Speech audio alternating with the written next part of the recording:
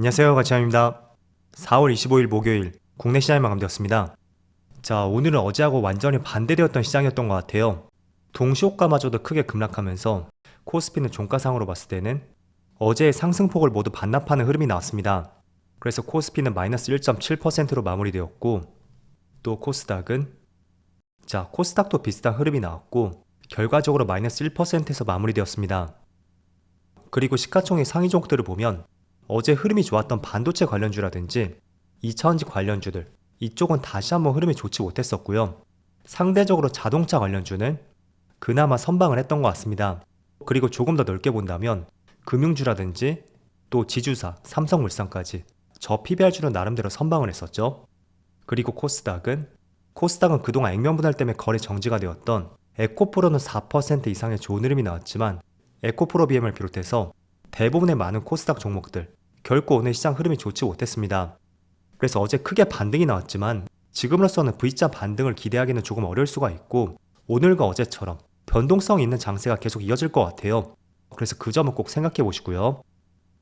자, 그리고 코스피 수급을 살펴보면 어제는 기관과 외국인의 모처럼 많은 순매수가 들어왔지만 오늘은 완전히 반대의 수급이 나왔었고, 그리고 코스닥도 마찬가지로 외국인의 많은 순매도와 함께 오늘은 기관과 외국인의 양매도가 나왔습니다.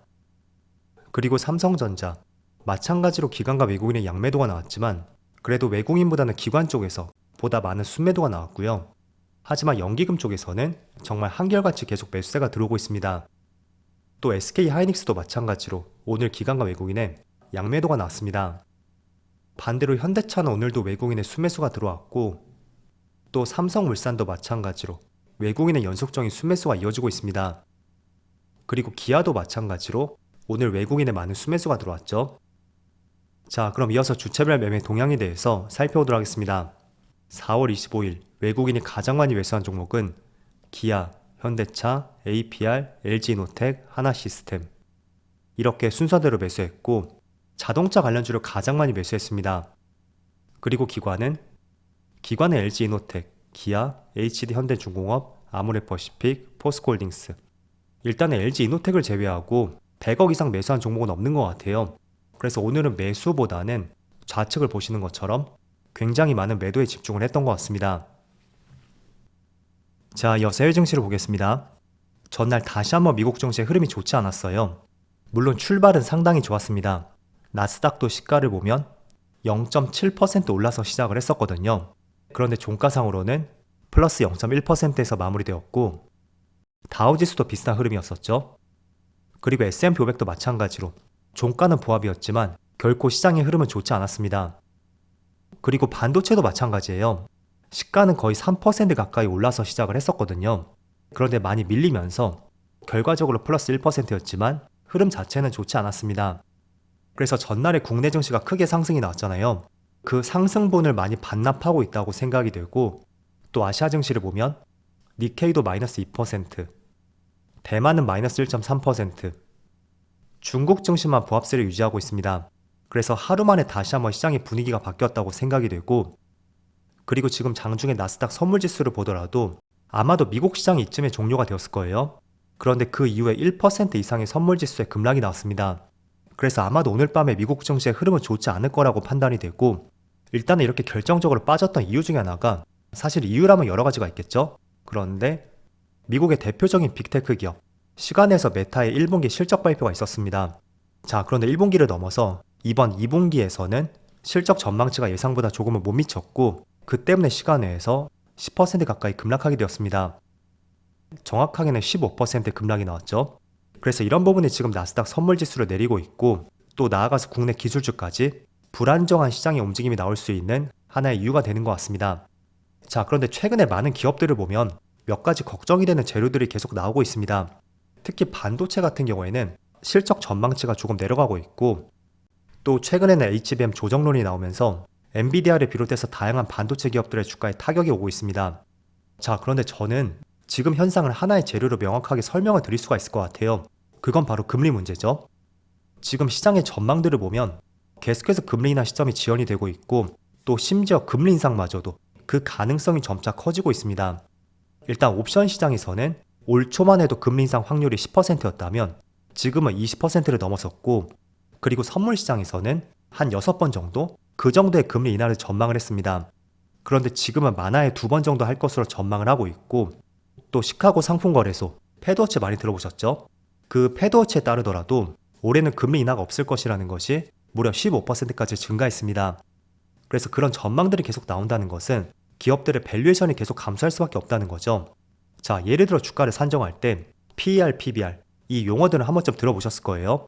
일단 PER은 주가를 주당 순이익으로 나눈 것이고, 또 PBR은 시가총액을 자본으로 나눈 것이죠.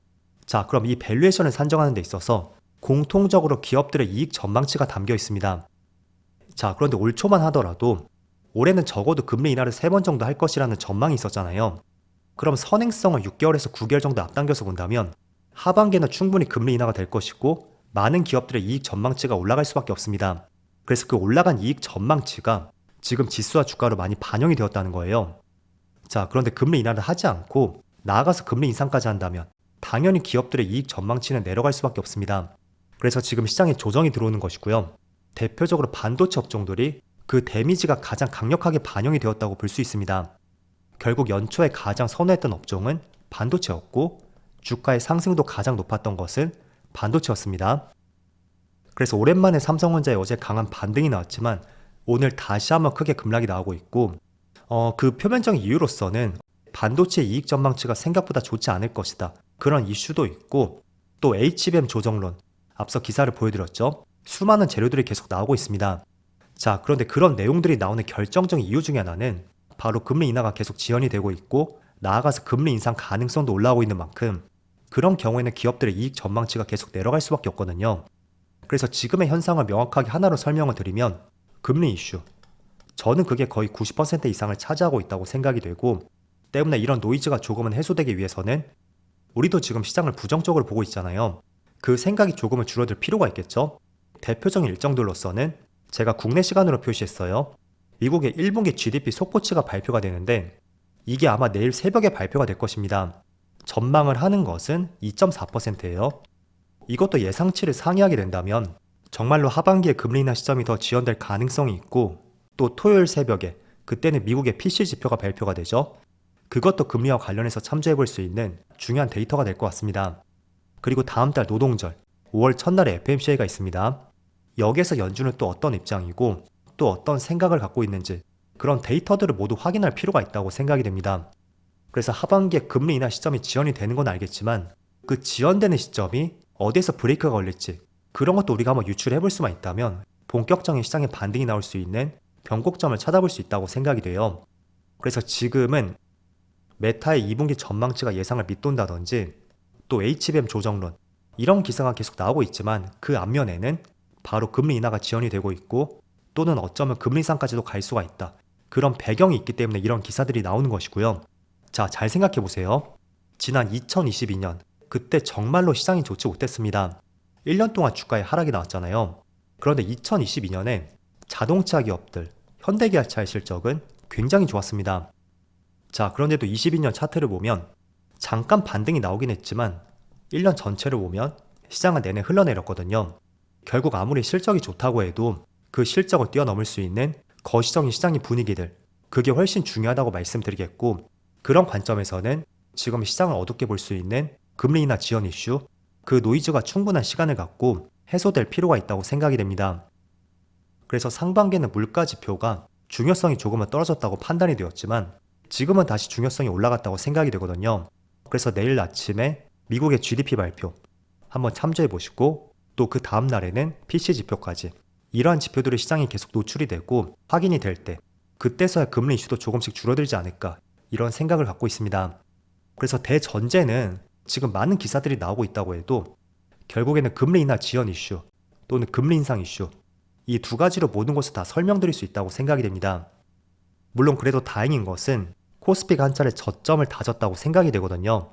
그래서 그 저점이 깨지지 않는다면 저는 직전 저점과 어제 고점, 이 사이에서 횡보하지 않을까 생각을 갖고 있고, 반대로 또 빠르게 상승이 나온다면 그걸로 잘 됐구나, 그렇게 생각하면 되겠죠. 그래서 오늘 영상은 개별 종목과 업종들의 이슈도 중요하지만 전체적인 큰 그림에서 한번 설명을 드리고 싶었습니다. 그래서 핵심 키워드 있죠. 그 키워드를 중심으로 가지고 검색도 해보시고 또 어떤 새로운 재료가 나오는지 그런 것들도 살펴보신다면 시장의 방향을 잡는 데 많은 도움이 될 거예요. 자, 그럼 오늘도 정말 어려운 시장이었는데 늦은 시간까지 정말 수고 많으셨고요. 저는 내일 영상에서 다시 찾아뵙도록 하겠습니다. 모두 즐거운 저녁 되세요. 감사합니다.